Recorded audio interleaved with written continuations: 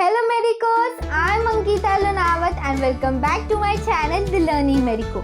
आज की वीडियो में हम देखेंगे intestinal obstruction. Intestinal obstruction surgery paper 1 का फ्रीक्वेंटली आस्क्ड क्वेश्चन है और ये बहुत बार पूछा जाता है 20 मार्क्स के लिए। आज की वीडियो में हम देखेंगे इंटेस्टिनल ऑब्स्ट्रक्शन। ऑल्सो अगर आपको ऐसे हैंड रिटन नोट्स चाहिए तो आप जाइए चेकआउट कीजिए मेरे इंस्टाग्राम पर, ये मैंने पोस्ट कर दिए हैं और आपको ये मेरे इंस्टाग्राम पर मिल जाएंगे। तो देखिए और नोट्स कैसे लगते हैं और शेयर कीजिए अपने फ्रेंड्स के साथ। Also do check out my book parasitology notes which is available on Amazon. जाइए देखिए आपको बुक कैसी लगती है और अपनी फ्रेंड्स और कलीग्स और जूनियर्स के साथ उसे जितना ज़्यादा हो सके शेयर कीजिए। So let's start with today's topic intestinal obstruction। So intestinal obstruction का definition, it is defined as a condition where there is pathological interference with the normal progression of the intestinal luminal contents distally। तो क्या है intestinal obstruction? एक pathological interference है जो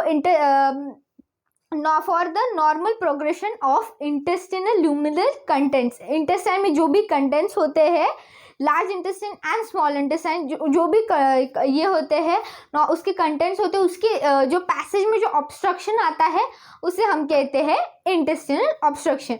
तो यहाँ पर जो वर्ड है पैथोलॉजिकल इंटरफेरेंस, ये आपकी डेफिनेशन में होना ही चाहिए। So it is not an just an obstruction, it is an pathological interference. So अब इसकी देखेंगे हम एटियोलॉजी, उसमें देखेंगे फर्स्ट मैकेनिकल ऑब्स्ट्रक्शन।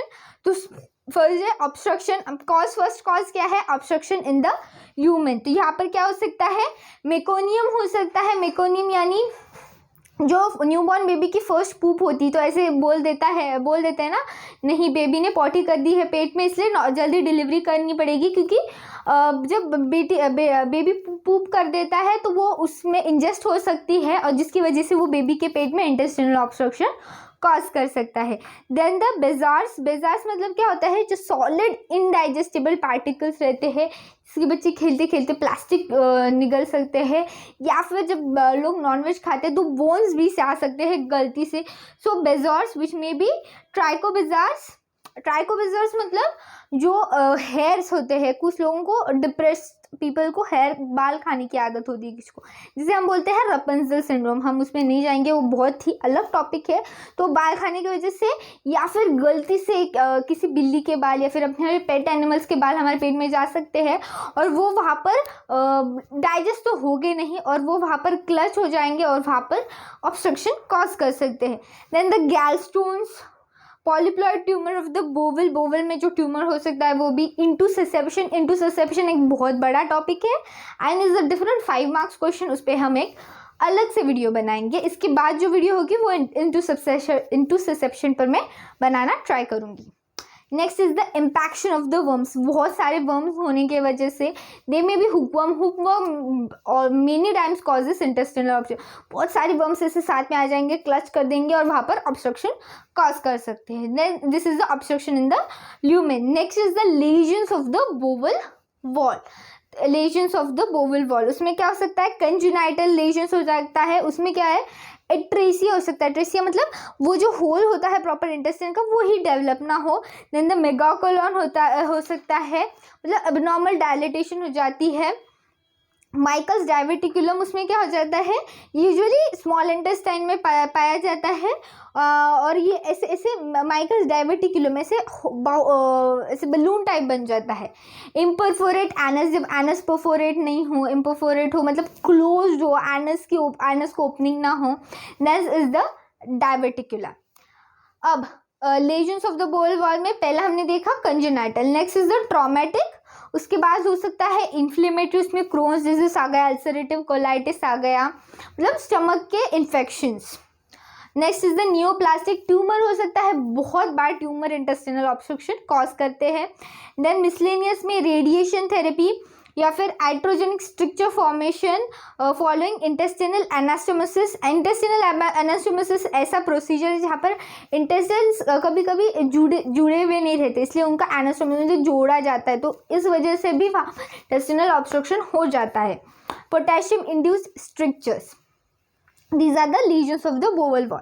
अब lesions extrinsic to the bowel wall में क्या हो सकता है, adhesive band constriction, मतलब जब भी सर्जरी की जाती है वहाँ पर adhesions अगर फॉर्म हो जाए तो वहाँ पर intestinal obstruction हो सकता है, external hernia हो सकता है, valvulus and extrinsic मासेस भी हो सकता है जिसमें ट्यूमर्स आ गए, एबनॉर्मल पैंक्रियाज आ गया, एन्यूलर पैंक्रियाज। एन्यूलर पैंक्रियाज में क्या हो सकता है, ये हमारा इंटेस्टाइन है, ये पैंक्रियाज है, ये क्या कर देगी, ऐसे ऐसे उसको रैप कर लेगी जिसकी वजह से वहाँ पर ऑब्स्ट्रक्शन कॉज होगा।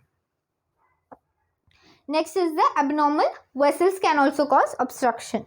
Next is the paralytic ulcer, paralytic ulcers जो जिसमें क्या है, एब्डोमिनल कॉज में एब्डोमिन इंटेस्टिनल डिस्टेंशन हो गया, पेरिटोनाइटिस हो गया, रिट्रोपेरिटोनियल लेजन्स हो गया।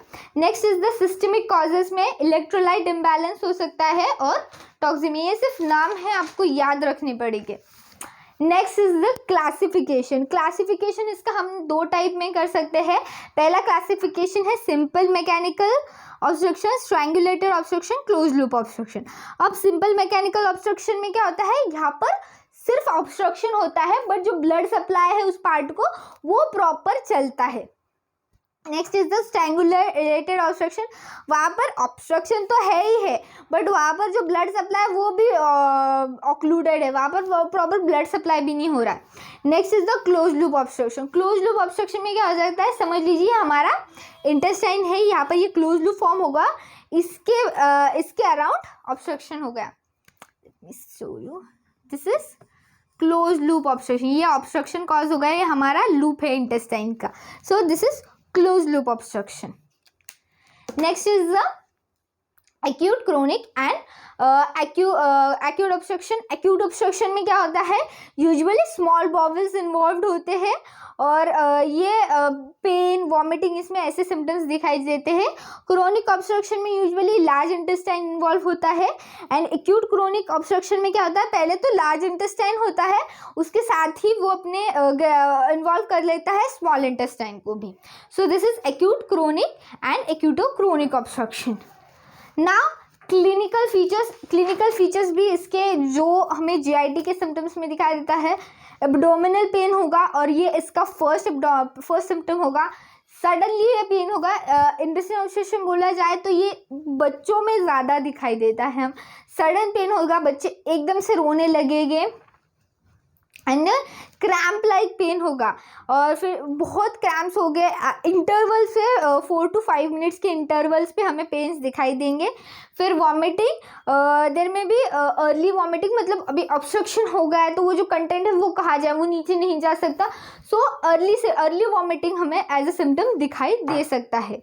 नेक्स्ट इज द कॉन्स्टिपेशन, क्योंकि ऑब्स्ट्रक्शन है वहाँ पर नीचे नहीं जा सकता तो फिर ऑब्स्ट्रक्शन हमें दिखाई देगी। And the distension, abdominal distension बहुत प्रोमिनेंट होता है इंटेस्टिनल ऑब्स्ट्रक्शन में। So this was intestinal obstruction जिसमें हमने आज देखा डेफिनेशन देखी, इटियोलॉजी देखी, mechanical obstruction, paralytic ulcers, then हमने उसका क्लासिफिकेशन देखा 2 टाइप में और फिर हमने उसके clinical features देखे। So thank you so much for watching my video. Hope you learned the topic very well. If so, then please hit on the like button and please do subscribe to my channel, The Learning Medico. Thank you.